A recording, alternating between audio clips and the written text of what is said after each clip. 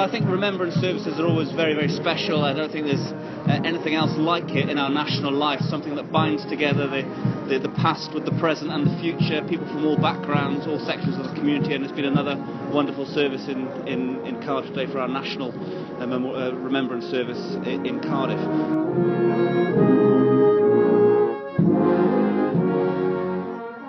This year we're remembering 70 years since the end of the Second World War.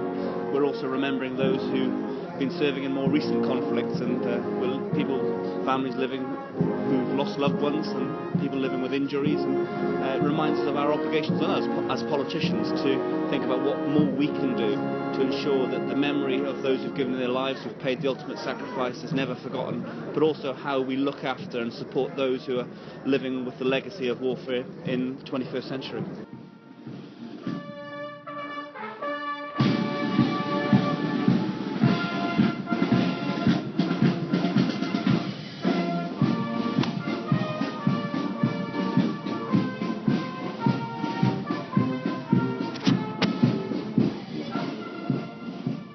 Beautiful, very, very moving, very smooth, and it's wonderful to see the young people in uniform, but then the older people coming behind who would have looked like that 40 years ago.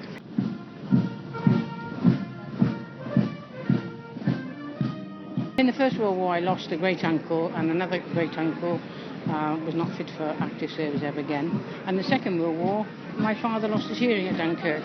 Within a quarter of a mile away, his uncle had been killed in the First World War. So it's all, quite emotional.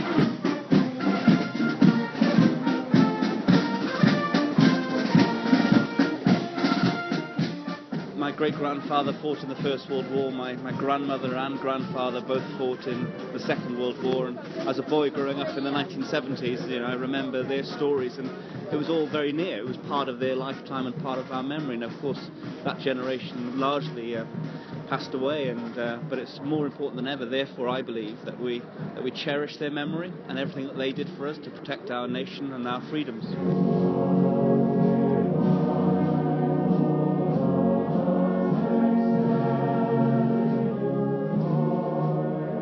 We always support the armed forces, and the government have done fantastic stuff. We've got an agreement that they will be looked after, but this week we are having our Armistice Day service on Tuesday, and we've also got an exhibition of what members' grandparents did in the First World War, which is quite interesting.